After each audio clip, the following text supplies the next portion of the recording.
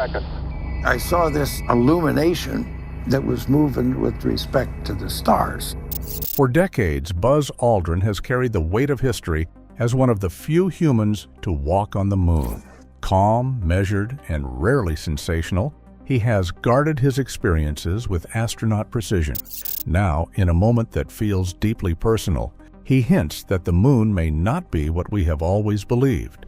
His words are careful, yet loaded with implications, stirring curiosity far beyond NASA archives. So, is this a misunderstood scientific nuance, or something far more provocative? What exactly did Aldrin truly witness up there? The silence that followed him home. When Buzz Aldrin speaks about the moon, his voice carries a weight that feels almost otherworldly. It is never simple nostalgia. It sounds like pride wrapped tightly around something heavier, something that has lingered for more than half a century. Very few people have seen what he saw. Even fewer have tried to put that experience into words. The phrase he once used to describe the lunar surface, magnificent desolation, has followed him ever since, as if it captured a feeling he never fully escaped. Across interviews with CBS News, GQ, and People magazine, Aldrin has shared fragments of what the moon truly meant to him. Sometimes he smiles while remembering the slow, weightless hops across the powdery gray ground. Other times, the memory shifts. His voice softens, and the emotion becomes harder to hide. He often returns to one image above all others, Earth hanging in the distance like a tiny glowing marble in endless darkness. He once said quietly that it was beautiful, but the beauty came with a sudden realization of how far from home they really were. During the 50th anniversary of Apollo 11 in 2019, cameras captured a moment no one expected. When a reporter asked which memory stood out most, Aldrin paused. His eyes filled with tears before he answered. He spoke about the silence, not peaceful silence, but total silence. No wind, no sound, no movement, no life. Just two humans standing in a place where nothing else existed. He later explained that the absence of everything familiar made him understand in a single instant how fragile human life truly is. To the world, the moon landing was a victory for science and courage.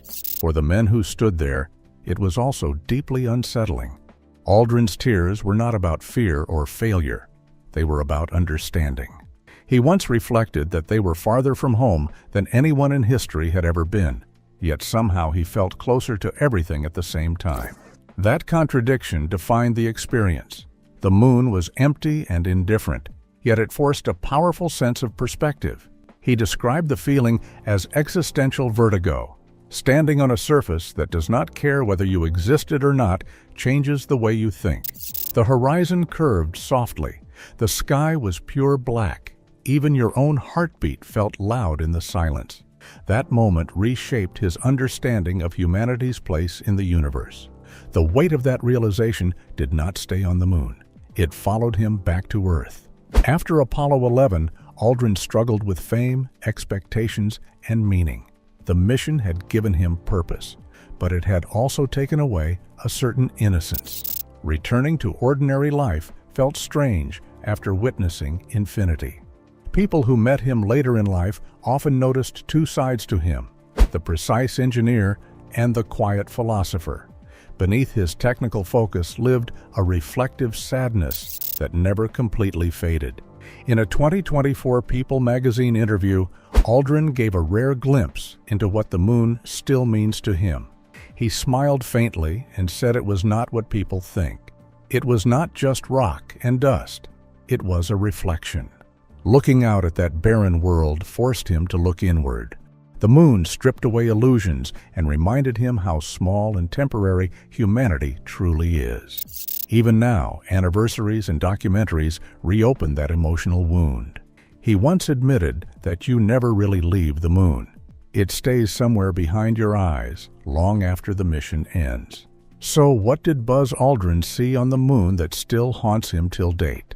Stay tuned. The hero who returned but never left. The celebration that greeted the Apollo 11 crew felt endless.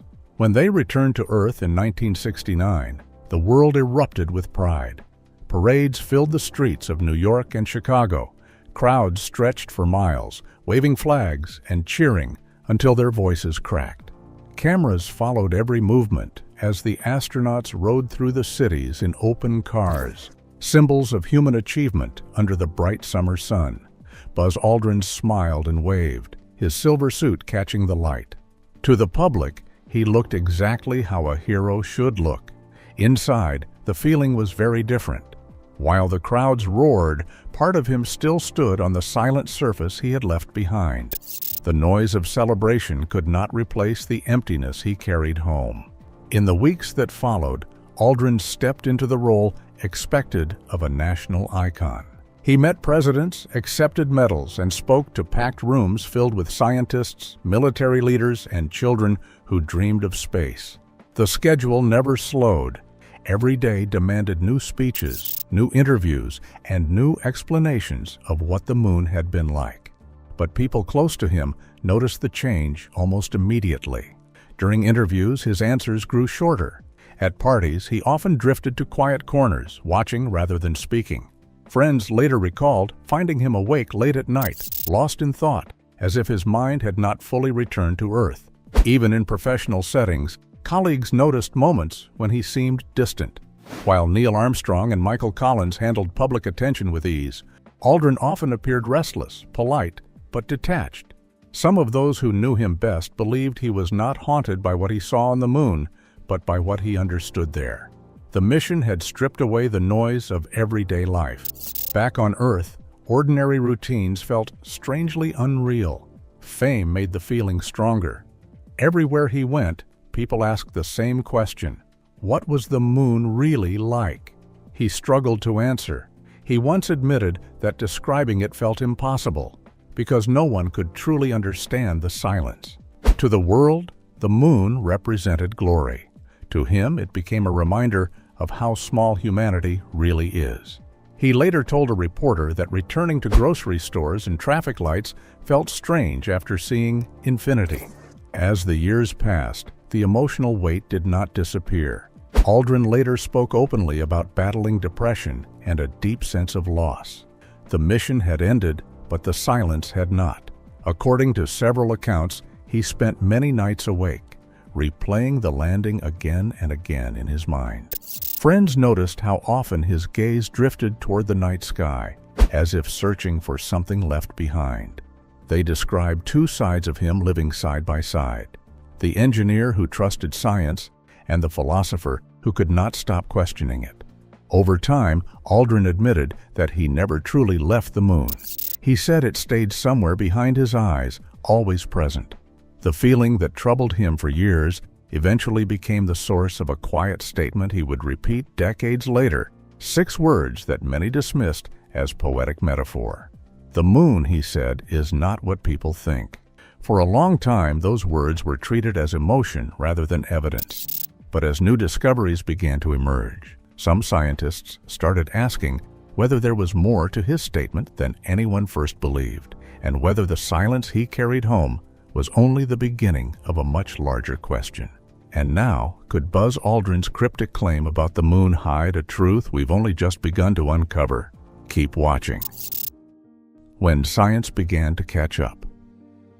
More than 50 years after Apollo 11, the moon quietly returned to the center of scientific attention. This time, the journey did not begin with rockets or astronauts. It began with computers, satellites, and artificial intelligence.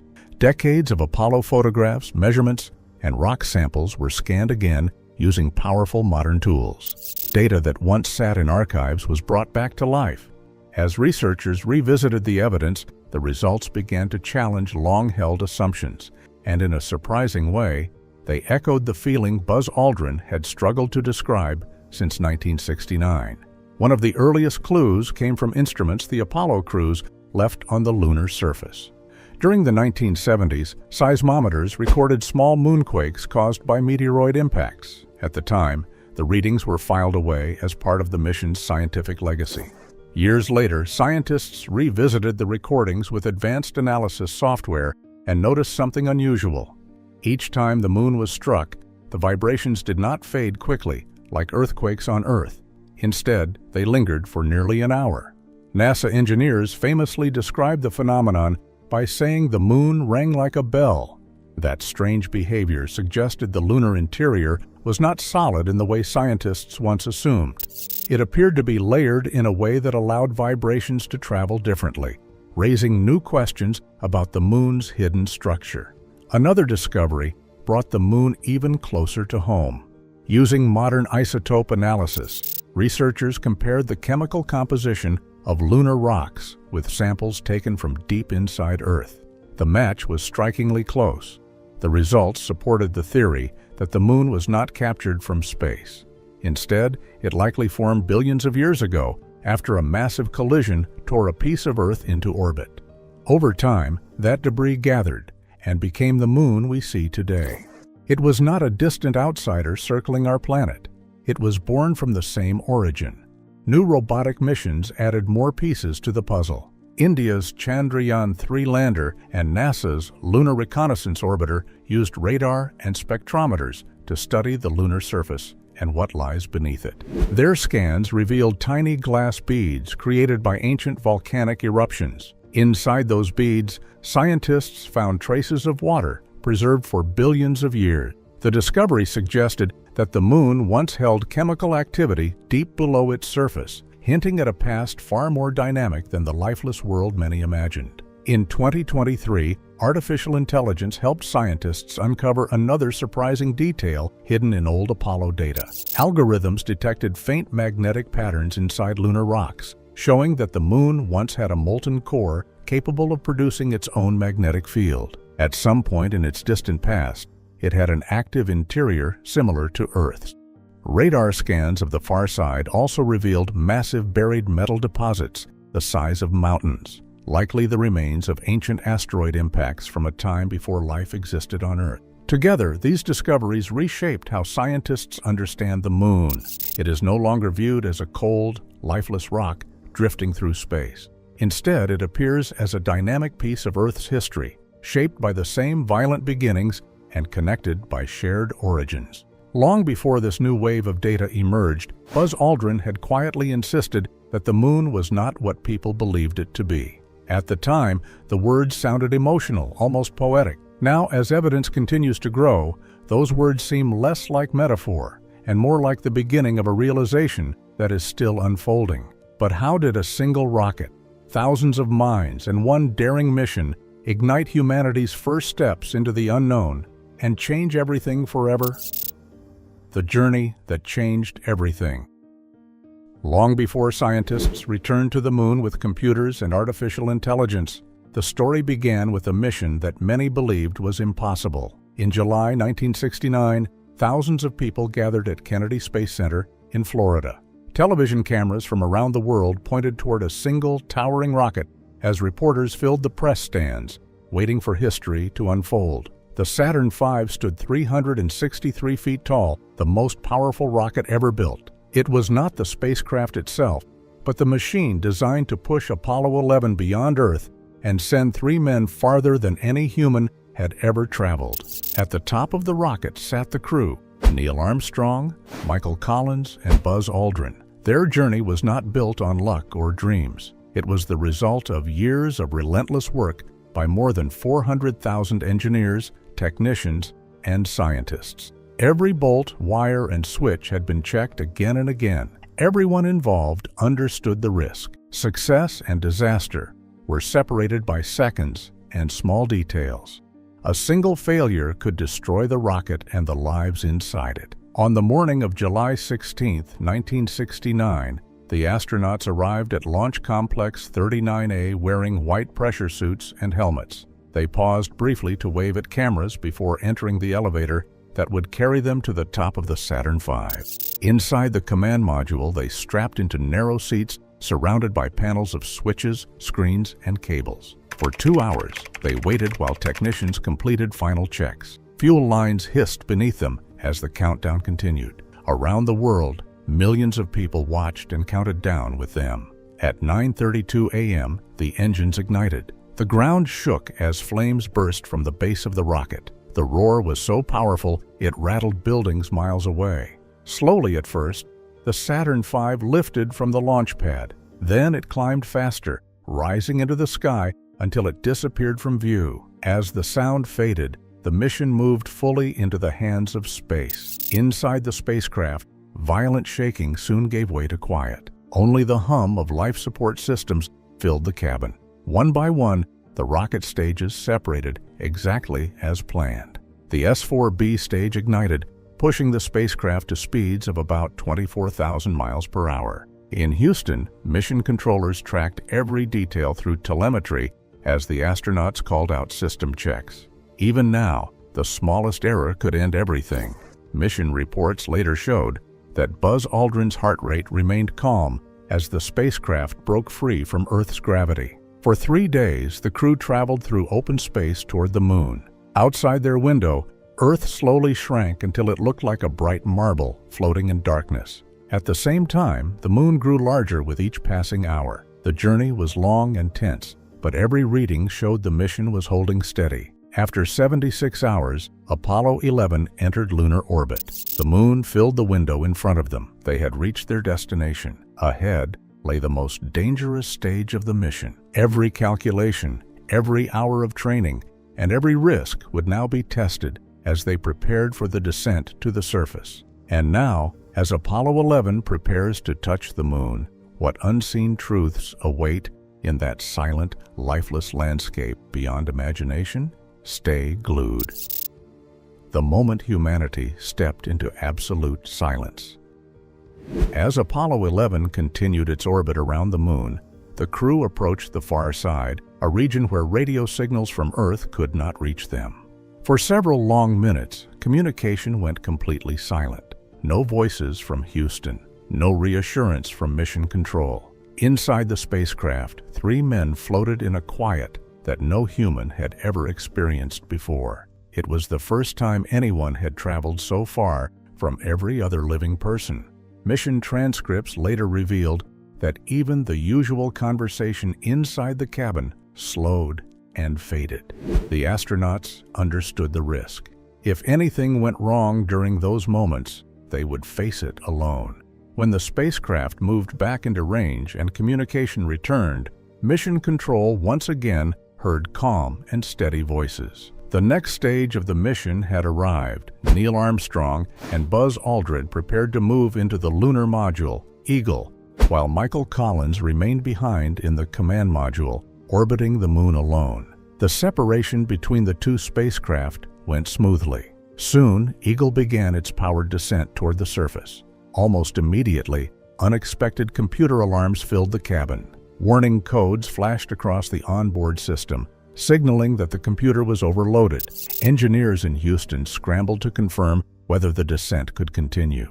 Inside the lunar module, Armstrong took manual control, guiding the lander toward a safe landing site. Aldrin called out altitude and speed with precise focus as fuel levels dropped dangerously low. Every second mattered. Listeners in Houston could hear the astronauts breathing over the radio. With less than 30 seconds of fuel remaining, Armstrong spotted a clear landing area and steadied the spacecraft. Then came the words that changed history. "Houston, Tranquility Base here. The Eagle has landed." Mission Control erupted with cheers, applause, and tears. Around the world, television broadcasts cut to live coverage as millions celebrated. Yet inside the lunar module, the atmosphere was completely different. Through a small window, Armstrong and Aldrin stared at the gray landscape below them. There was no wind, no movement, and no sound. The horizon stretched in stillness. Reports later suggested the 2 men paused quietly before beginning their post-landing checklist, absorbing the reality of where they had arrived. Before stepping outside, Aldrin made a personal request for a few private moments. From his flight bag, he removed a small communion kit prepared by his church. He poured a small amount of wine into a chalice and said a brief prayer. The moment passed quietly and received little attention at the time, yet it became the first religious ceremony ever performed in another world. For Aldrin, it was a way to pause and reflect before taking the next step. When the hatch opened and the descent began, the world watched as history unfolded. As Buzz Aldrin climbed down the ladder, he expected the view to overwhelm him with beauty. Instead, he was met with emptiness. The surface was gray and flat, covered in fine dust that clung to everything. The horizon appeared strangely close, creating the unsettling feeling of standing inside a vast bowl rather than on a distant world. The sunlight was painfully bright, yet the sky above remained completely black. His boots pressed into the dust, leaving clear footprints that could remain for centuries. Every step felt slow and careful. The lack of wind meant the dust fell straight back to the ground. Nothing moved. Even their voices sounded distant through their headsets. When Armstrong joined him, they began setting up cameras, experiments, and the American flag. Each motion felt deliberate, as if time itself had slowed. In those first moments, Aldrin quietly spoke the words that would stay with him for the rest of his life. Magnificent desolation. The phrase captured the strange mix of awe and loneliness he felt. The landscape was vast and impressive, yet completely lifeless. Every footprint felt like an intrusion on a world that had remained untouched for billions of years. When he looked up, he saw Earth hanging in the darkness, glowing blue and white against the void. From that distance, the entire human world fits inside a single fragile sphere. Borders and conflicts disappeared into a silent point of light. Years later, Aldrin would say that moment changed how he understood exploration. It was not only about reaching new places, it was about confronting how small and temporary humanity truly is. And even as the world celebrated the achievement, the stillness of that silent landscape followed him home and refused to fade. So what do you think Buzz Aldrin truly discovered in that lunar silence? Was it science, perspective, or something deeper still waiting to be understood? We'd love your thoughts in the comments. Don't forget to like, share, and subscribe.